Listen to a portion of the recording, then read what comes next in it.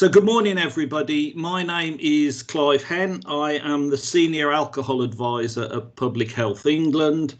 I'm responsible for both the alcohol and the gambling programme at a national level within Public Health England. We've got quite a wide-ranging programme, from producing evidence on population level measures right the way through to individual interventions and treatment. This presentation this morning is particularly pertinent because we're very keen to see how we can identify people who are at risk or experiencing harm from alcohol, and the health check is an important, a unique opportunity in relation to that. Today we're joined by guest speakers Professor Christopher Gidlow and Victoria Riley from the Centre for Health Development at Staffordshire University. They're both going to be sharing with us their key findings from recent analysis on physical activity and alcohol recording measurements in the NHS Health Check. We have just under an hour for today's session, and we will take the form of a webinar presentation followed by a question and answer session at the end. So Vicky and Chris, over to you. Thank you, Clive, for the introduction, and thanks everybody who's here for attending virtually today. As has been said, my name is Chris Gidlow. I'll shortly hand over to Vicky Riley. We're both from Staffordshire University and the Centre for Health and Development specifically. Just very briefly, our centre, or CHAD, we've got a fairly broad remit of work. A lot of it centres around health inequalities or health and social inequalities, and within our healthy living theme, a lot of what we've done to date has looked at NHS Health Check. So we've been looking at this programme for quite a long time, so we're hopefully in a reasonable position to do this bit of work. And the need for this bit of work arose through some data that were published fairly recently from over 9 million patient records of those who had been invited for an NHS Health Check between 2012 and 2017. And those data threw up a lot of interesting things, and one of which was this apparent gap between what hopefully was happening and what appeared to be happening in terms of measurement of physical activity and alcohol in NHS Health Check. So this big data set showed that in less than 65% of health checks, physical activity was being measured, and for alcohol consumption it was less than 40%. And as many of you I'm sure will know, alcohol and physical activity measurement are a requirement of the health checks, and they're in the best practice guidance. So PHE or Public Health England were interested in knowing a bit more about exploring this gap. And we were in a fairly good position to do it because we were able to access a data set collected from another study, which I'll come on to talk about in a bit more detail shortly. So my computer's doing something odd. Okay, so very quickly, I'll just say a little bit about the alcohol and physical activity measurement, and I'm aware that many of you listening to this probably know this better than me. But within the best practice guidance for health check, physical activity should be measured using the General Practitioner Physical Activity Questionnaire, or GPAC, which is a brief physical activity screening tool, really, where a small number of questions on work-related activity, recreational activity, domestic activity and walking are used to, I suppose, categorise people into one of 4 groups based on whether they're insufficiently active or inactive, insufficiently active, active or sufficiently active, as an indicator of whether or not advice and lifestyle is required. Measurement of alcohol is a little bit more complicated, and there's a number of tools that are cited as that could be used. So one of which is the FAST, or Fast Alcohol Screening Tool. That's really screening for harmful levels of drinking. So the first question is around binge drinking, really. So it relates to on how many occasions people drink more than 6 or 8 units, depending on whether it's a man or woman, on a single occasion each week. And if that raises a red flag, then there are subsequent questions to probe deeper on those harmful levels of drinking. Audit C is probably better known, more widely used, and that's the Alcohol Use Disorder Identification Test for Consumption, I think. So that's 3 questions relating to frequency of alcohol consumption, volume, on a typical volume on one of those occasions, and the third question is essentially the first question of FAST, which is starting to get into more about harmful levels of drinking or over drinking on a single occasion. If the audit C score is more than 5, that's a red flag, and the practitioner should then go on to complete another 7 questions which form the audit. And those 7 questions are digging deeper onto harmful drinking, like memory loss related to drinking, not being able to achieve what you'd normally like to do, concern from others, memory loss, and so on. So that's what's set out in the best practice guidance. Oops. Oh dear, what have I done?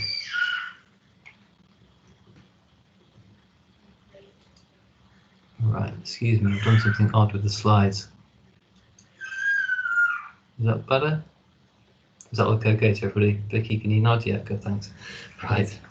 I'm in control of these slides. If everything goes wrong, it's all my fault, so apologies in advance for that. Okay, so we were in a good position to do this bit of work because we had this data set from RICO. So RICO is the Risk Communication in NHS Health Checks study. It completed last year, and the report will be out hopefully very soon.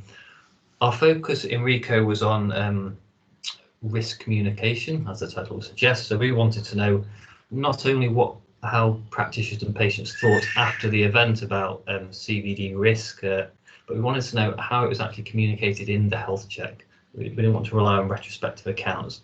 And to do that, we used video recording. So we video recorded over 170 NHS health checks in 12 practices across the West Midlands. And that's given us a really rich data set because obviously we know exactly what was said. And our focus on RICO was on CVD risk and how that was discussed. But clearly for this bit of work, we could focus in on where alcohol and physical activity were measured to see if they were measured, to what extent, if tools were completed partially, in full, and so on. And we could then compare that with what was logged in the medical records of patients in those health checks. And that's essentially where the data have come from for this bit of work. So the methods, in terms of the data, we've got 171 patient records where we know what was logged and clinically coded in terms of the alcohol measurement and physical activity measurement. And of those 171, we've got the transcripts of the video recorded health checks, which were then analysed to see actually what was said. So we could do a bit of a comparison between what appeared to have happened based on the patient medical record and what actually happened based on our analysis of the transcripts of the health checks. And hopefully that's given you a bit of an insight into where the data have come from. I'll hand over to Vicky now, who's going to sort of go through the findings with you. Yes, so thank you, Chris. I'm just going to start off by looking at alcohol consumption. So 88% of patients from our sample had a record of alcohol consumption in their clinical record. And that was measured using one of the recommended tools that Chris has outlined, so Audit, Audit C or FAST. Audit C was the most commonly recorded measure for alcohol consumption by practices that were included in the RICO study. Yet consultation transcripts showed that Audit C was fully or partially completed in only 45% of cases. So practitioners most commonly missed out the third Audit C question, which is just noted on the slide there, which refers to kind of drinking more than 6 units for a female or 8 for a male on a single occasion. And in 50% of transcripts, none of the recommended tools were completed by the practitioner, but almost all were asked a general question related to alcohol. So that might have been to maintain engagement with the patient, to try and ensure that, NHS Health Check wasn't just a tick box exercise to avoid that kind of experience. And it may be that the patient's responses provided sufficient amount of information to complete Audit C. If we just move on to Audit. Guidance indicates that a full audit assessment should be used when an individual has had an audit C score of 5 and above or a FAST score of 3 and above. Patient clinical records show that just under 20% of patients had an audit C score of 5 and above. And of those patients, audit C scores were only recorded in 58.8% of patient clinical records. Following calculations of audit C scores using the information from transcripts, so us as researchers, we actually calculated audit C ourselves from what the information was provided in the transcripts. And we identified that 31% of patients were eligible for a full audit assessment, yet it was only completed, it wasn't completed in 58% of those that were eligible. And when we compared the clinical record data with the transcript data, we found that only 26% of data matched for the audit C and 73% for the audit, so whereby the practitioner had coded and completed or not coded and not completed the audit C and the audit. Where there was high agreement for audit, that was primarily put down to the fact that the number of patients, there was a large number of patients that didn't require a full audit review from the sample. But if we just move on to an example of practice for alcohol being discussed in an NHS Health Check. Apologies if the slide looks slightly small for yourself. But due to time, I'm just going to focus on an audit example, but you can find other examples in our full report, which I believe Hannah is going to provide access to at the end of the session in the chat. But when audit questions were asked, the practitioner tended to only ask up to question 7 out of the 10 questions of audit. And that generally overlooked questions related to feelings of guilt or remorse after drinking, memory loss, alcohol-related injuries, or concern about patients drinking, among others. This may be due to the sensitive nature of the questions and practitioners feeling that they do not have the capacity, confidence, or time to raise them in an NHS Health Check. And the amount of time made available to deliver NHS Health Check is already known as a barrier, or a facilitator if enough time is provided to deliver NHS Health Checks. So that might also provide an explanation for the variation in these findings that we found. If we just move on to the next slide, please. The transcripts also demonstrated that the result of the alcohol assessment was only shared with a small number of patients. And that was despite this being a required component of the check. Instead, it was common for practitioners to focus the discussion on government guidelines, as shown in this example here in bold. So they refer to the result as being quite high, but they don't go into much more detail than that. This may be because practitioners feel that they do not have sufficient time or training to competently or confidently have a full conversation about a patient's alcohol intake and to help them consider changes. Just one of many explanations that there could be there for that reason. But if we move on to physical activity measurements, nearly all, in comparison to alcohol, physical activity was done much more consistently. So nearly all patient clinical records had a record of GPAC as being completed within the NHS Health Check. And transcripts showed almost half of patients were asked all questions from the GPAC and were asked some but not all questions. And almost all patient clinical records and NHS Health Check transcript data matched for the GPAC measurement. So it was much more consistent than measurements for alcohol.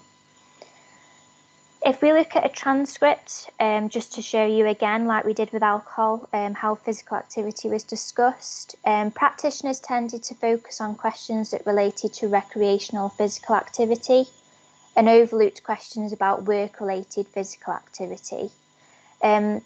Particularly for this practitioner, this example here, who suggested that work-related physical activity did not count, even though it is as part of the GPAC measurement. So there's just some inconsistencies there. For those that did not ask all GPAT questions, this may be explained by practitioners obtaining a physical activity classification using other patient information, either through a discussion that they've had kind of leading up to the physical activity measure in the NHS Health Check. The practitioner might already know the patient's occupation, therefore didn't need maybe derived an assumption from knowing that information already. Or they may just be familiar with the patient, particularly in smaller practices. If they've already seen the patient numerous times for other reasons, then they might kind of already know a bit of the patient's background already. But the transcripts also showed that results from GPAC were shared with only 40% of patients in the sample. Other practitioners discussed the score in relation to recommended physical activity levels, so kind of following the government's guidelines. So as you can see in this example, though, the practitioner did share that example and the result of the GPAT measurement. But some practitioners might not do this because they feel they don't have sufficient time, capability or confidence to have a full conversation about a patient's physical activity levels. So just to kind of conclude, for time purposes, we have kind of focused on sort of the comparisons between the two, but you can get a more detailed kind of overview of our findings in that report that I've mentioned earlier. But the variation between what is recorded and actual practice suggests that clinical records provide a very limited picture, really, of how measurements of alcohol consumption or physical activity are actually implemented in an NHS Health Check. While clinical records suggest that measurement tools were fully completed, the transcripts of NHS Health Checks showed that tools were partially completed or not completed at all in some cases.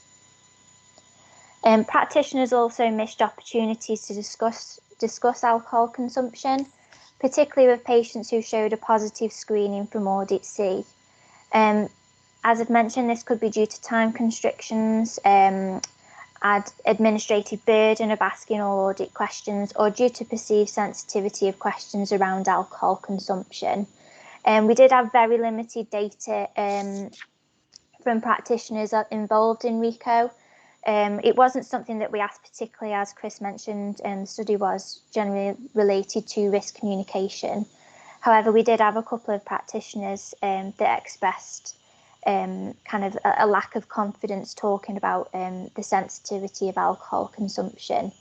So that potentially is kind of one of the explanations for kind of not going through audit for some of those practitioners. And again, you can see that in the full report. But there was some consistency with physical activity. The measures for almost all patients that were involved in the RICO study, as the clinical records and the consultation data matched much more strongly with the GPAT measurement. But again, only half of patients were asked all GPAT questions, so it was missed opportunities for practitioners to highlight the importance of physical activity to potentially high-risk individuals. So to kind of put forward a few recommendations, we recommend that practitioners of NHS Health Checks should consider the possibility that what is being recorded in a patient's clinical record may differ from what is happening in practice.